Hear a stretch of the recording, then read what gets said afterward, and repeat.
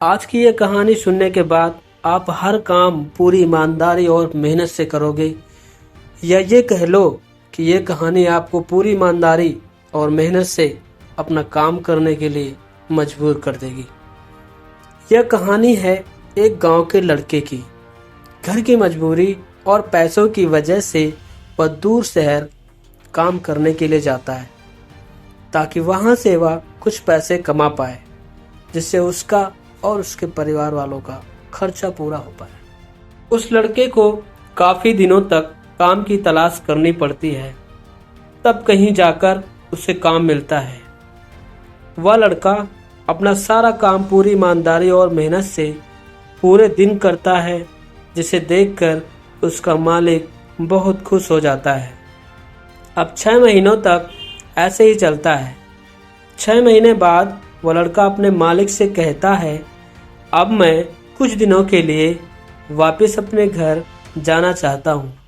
उस लड़के को पूरी उम्मीद थी कि उसका मालिक उसे घर जाने से नहीं रोकेगा, लेकिन उस लड़के के सोच से विपरीत उसका मालिक उससे कहता है, नहीं, तुम्हें 2 महीने थोड़ा और काम करना है, उसके बाद तुम अपने घर चले जाना।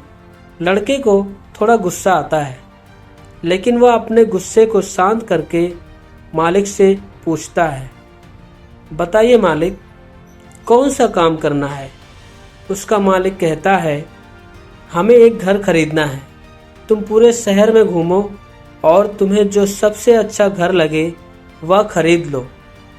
काम पूरा होने के बाद तुम वापस अपने घर कुछ दिनों के लिए जा सकते हो। यह सुनकर वह गांव का लड़का खुश हो जाता है और जल्दी जल्दी घर को खरीदने का काम खत्म कर देता है। वह मालिक के पास जाता है और कहता है, मालिक, मैंने आपके लिए सबसे अच्छा घर खरीद लिया है। मालिक हैरान हो जाता है और कहता है, सिर्फ 10 दिनों में तुमने अच्छा सा घर खरीद लिया? गांव का लड़का कहता है, हाँ, ये घर काफी बढ़िया था, इसलिए इसे मैंने खरीद लिया।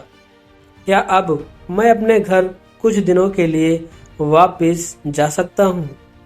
मालिक कहता है, हाँ, तुम अपने घर वापस जा सकते हो, लेकिन सिर्फ 2 दिनों के लिए।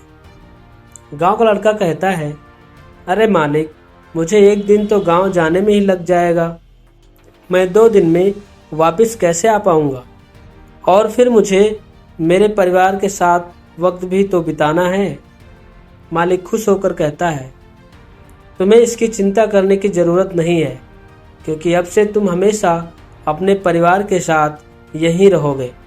जो घर मैंने तुम्हें खरीदने के लिए कहा था, वह घर तुम्हारे और तुम्हारे परिवार के लिए मेरी तरफ से एक तोहफा है। अपने मालिक की यह बात सुनकर वह लड़का खुश होने के बजाय मायूस हो जाता है और कहता है, मालिक, अगर आपने मुझे पहले कहा होता कि यह घर आप मेरे लिए खरीद रहे हो, तो मैं थोड़ी और जानकारी प्राप्त करके इससे भी अच्छा घर खरीदता। मालिक ने कहा, मैंने तो तुम्हें 2 महीने का समय दिया था, लेकिन 10 दिन में घर खरीदकर तुमने ही तुम्हारा नुकसान किया है। इसमें मेरी कोई गलती नहीं। आज तक मैंने तुम्हें जितने भी काम करने को कहा, तुमने उसे पूरी लगन और मेहनत के साथ पूरा किया।